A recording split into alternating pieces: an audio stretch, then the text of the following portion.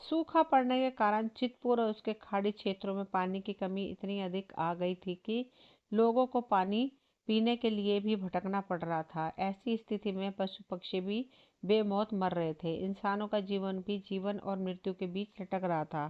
गांव चितपुर व खाड़ी के लोग इकट्ठे होकर गांव के मुखिया शेर सिंह के पास पहुंचे।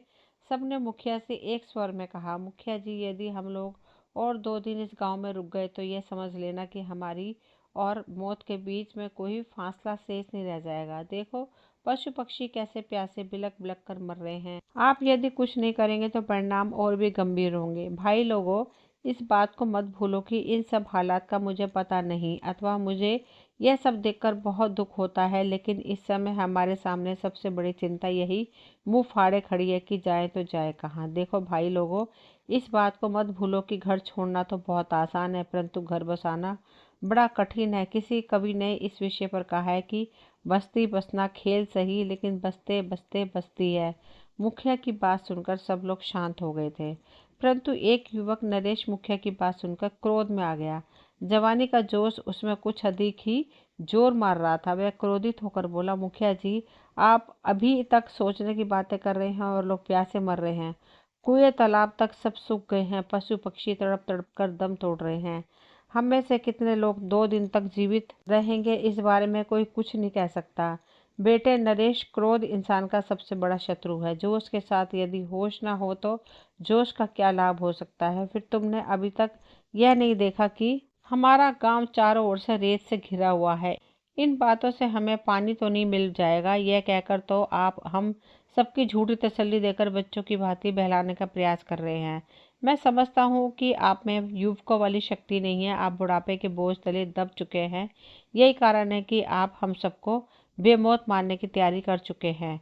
नरेश, यह तुम क्या कह रहे हो? क्या तुम मुझे अपना शत्रु मानते हो?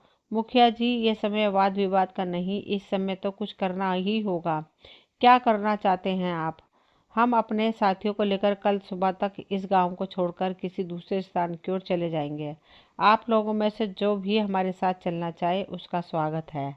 बेटे नरेश, मैं बूढ़ा जरूर हो गया हूँ, लेकिन मेरे मस्तिष्क को अभी तक जंग नहीं लगा। तुम जोश में होश खोकर बैठे हो, मगर मैं होश नहीं खो सकता। आप क्या यही कहना चाहते हैं कि हम नवयुवकों के पास जोश जरूर होता है मगर हमारे पास होश नहीं होता? मैंने यह नहीं कहा। मैं तो केवल इतना ही कह रहा हूँ कि केवल जोश से काम नहीं चलता, इसके साथ होश भी पूरी तरह जरूरत पड़ती है।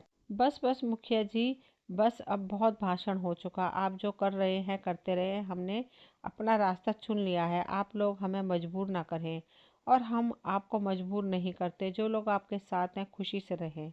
नरेश की इस बात से एक विचित्र सा गृह युद्ध शुरू हो गया था। पूरा गांव 2 चरणों में बंट गया था, एक गर्म दल तो दूसरा नरम दल। गर्म दल के लोग तत्काल गांव छोड़ देना चाहते थे, जबकि दूसरे लोग प्रतीक्षा करना चाहते थे। गर्म दल के लोग गांव छोड़कर जा रहे थे तो बाकी गांववासियों की आंखों में आंसू आ गए। वे सबके सब रो रहे थे। कई पीढ़ियों से एक साथ रहने वाले लोग एक ही झटके में एक दूसरे से अलग हो रहे थे। वे लोग चले गए, पीछे छोड़ गए अपनी यादों को। इन यादों में प्यार भी था और कुछ तकरार भी थी। यह बात तो स्वाभाविक है कि जो लोग चले गए उनकी याद कुछ अधिक ही आती है, लेकिन कुछ दिनों के पश्चात सब कुछ वैसे का वैसा चलने लगता है।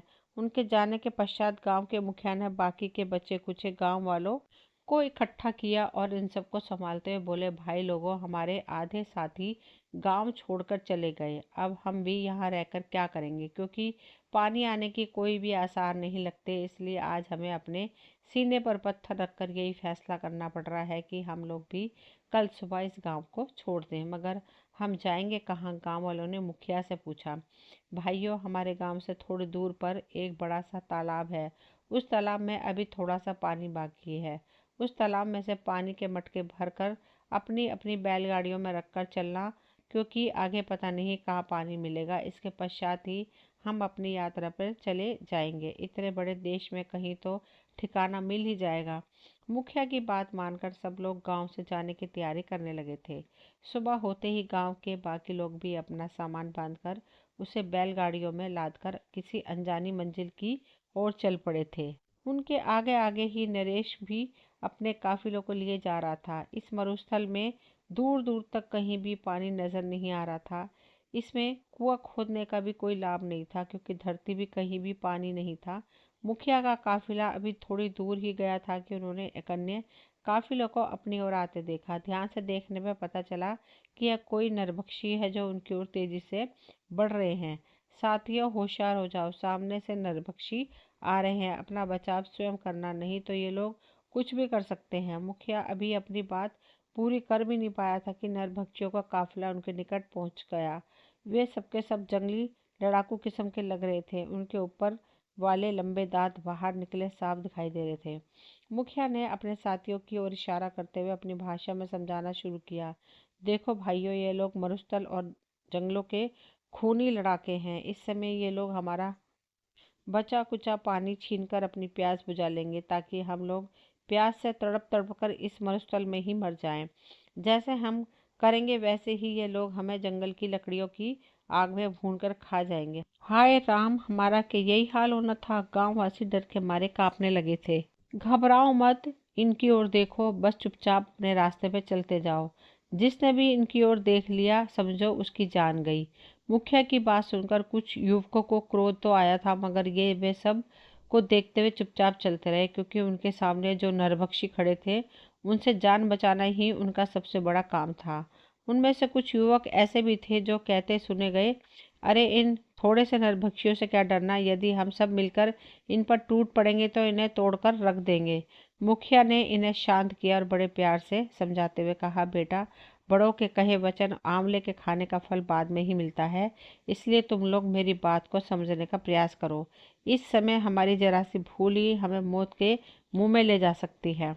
मुखिया की बात सुनकर युवकों ने बुरा सा मुंह बना लिया और काफिले का धीरे धीरे चलना भी अच्छा नहीं लग रहा था। वे चाहते थे कि जैसे भी हो यहाँ से जल्दी निकल जाएं। मरुस्थल में यदि इसी तरह धीरे धीरे चलते रहे तो उनका सारा पानी समाप्त हो जाएगा और वे उन नरभक्षियों से बच भी ना पाएंगे, प्यासे मर जाएंगे। दोनों ओर मौत मुंह फाड़े खड़ी थी।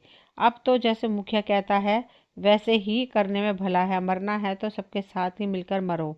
सब लोगों की जुबान पर एक ही शब्द था, पानी पानी। कहाँ मिलेगा, कब मिलेगा, यह तो किसी को भी पता नहीं था। बस एक आस थी जो उन्हें खींचे लिए जा रही थी।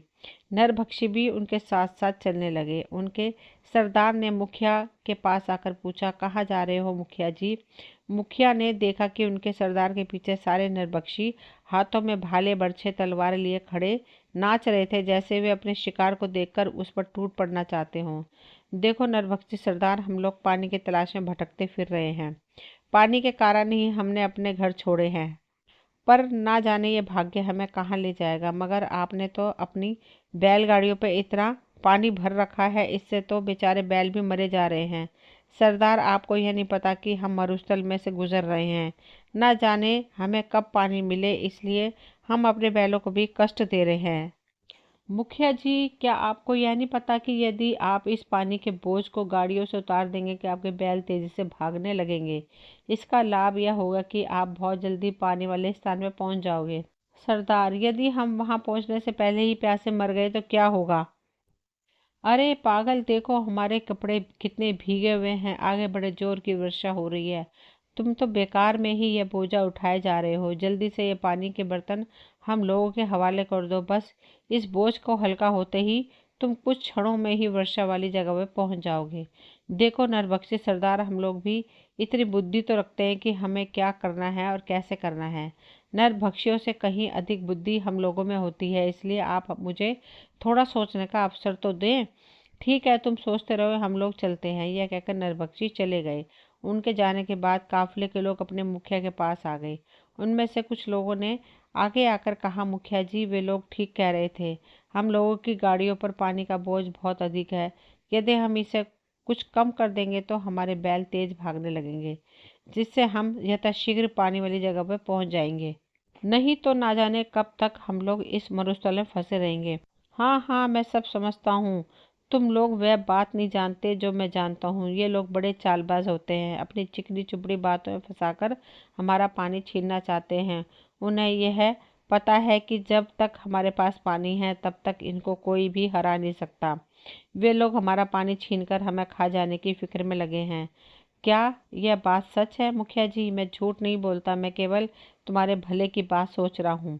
हम सबकी भलाई इसी में है कि हम इसे लोगों की बातें सुनने के बजाय चुपचाप चलते रहें। अब की बार युवकों को कुछ अधिक निराशा हुई थी, लेकिन मुखिया के आगे कुछ भी जवाब देने की शक्ति उनमें नहीं थी। मौत तो इस मरुस्थल में नाच रही थी, इससे डर तो कुछ कम होने वाला नहीं था। वे चुपचाप चल रहे थे, मगर उनके दिलों में विचारों के तूफान आए हुए थे, जिसके कारण वे अंदर ही अंदर घुले जा रहे थे। इन सबसे आगे मुखिया की बैलगाड़ी थी, जो आने वाले हर खतरे का मुकाबला करने के लिए तैयार बैठा था। चलते चलते वे लोग मरुस्थल को पार कर गए।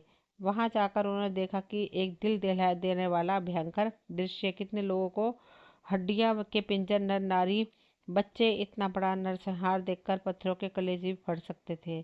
मुखिया ने अपना माथा पीटते हुए कहा, हमारा यह कितना बड़ा दुर्भाग्य है कि हमारे गांव के सारे युवक इन निर्भक्षों के हाथों से मारे गए। हाय राम, यह सब क्या हो गया? हमारे तो आधे गांव को खा गई है निर्भक्षी।